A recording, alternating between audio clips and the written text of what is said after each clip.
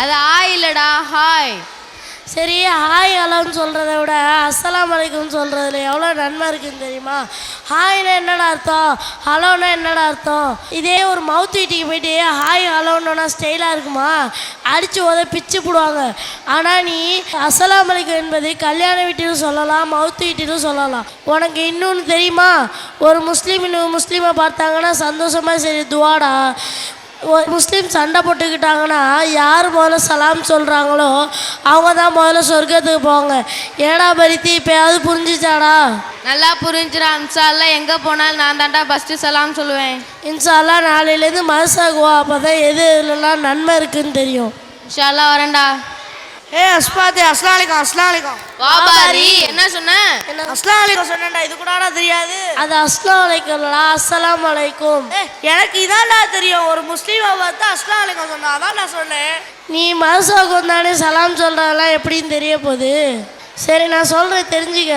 சரி சொல்லு. யாராவது உன்னை பார்த்து அஸ்ஸலாமு அலைக்கும்னு சொன்னால் அதோட சிறந்ததா வலைக்கும் சலாம் வரமத்துல்லாஹி பரக்காத்துன்னு சொல்லணும். ரசூல்லா காலத்தில் அவங்கள எய்த்தவங்க நிறைய பேர் இருந்தாங்க. அவங்க ரசூல்லாவை பார்த்து அஸ்ஸலாமு அலைக்கும்பாங்க. அதுக்கு ரசூல்லா வலைக்கும் மட்டும் சொல்லிட்டு வந்துடுவாங்க.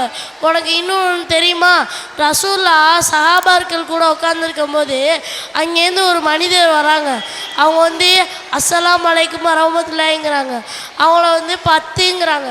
இன்னொரு ரெண்டாவது ஒரு மனிதர் வராங்க. அவங்கள பற்றி அஸ்ஸலாமு அலைக்கும் வரமத்துல்லாஹிங்கிறாங்க. அவங்க 20ங்கிறாங்க. மூன்றாவது ஒரு மனிதர் வராங்க. அஸ்ஸலாமு அலைக்கும் வரமத்துல்லாஹி பரக்காத்துஹுன்னாங்க. அவங்கள பார்த்து 30ன்னாங்க. அங்கேருந்து ஒரு சஹாபி எழுந்திரிச்சு, ஏன் ரசூலே நீங்கள் ஏன் ஃபஸ்ட்டு வந்தவரை பார்த்து 10, இரண்டாவது வந்தவரை பார்த்து 20, மூன்றாவது வந்தவங்களை பார்த்து 30ன்னீங்க? அதுக்கு நான் ரசூலா சொல்கிறாங்க, ஃபஸ்ட்டு வந்தவங்க அஸ்ஸலாமு அலைக்கும் மட்டும் சொன்னாங்க, அதனால் அவங்களுக்கு 10 நன்மை.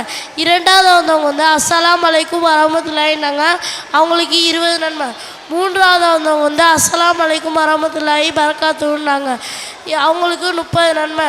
என்ன பாரி இப்போ புரிஞ்சிச்சா? நல்லா புரிஞ்சிச்சுடா. இனிமேல் எல்லாத்தையும் பள்ளிக்கு நல்லா தெரிஞ்சுக்கிறேன்டா. உங்களுக்குள் சலாமை பரப்புங்கள். சலாமை பரப்புவதால் உங்கள் இரு இதயத்திற்கு நடுவிலே இணக்கம் உண்டாகும். மகனே, நீ உன் வீட்டிற்கு சென்றால் உன் குடும்பத்தாரிடம் சென்றால் சலாமை கூறு.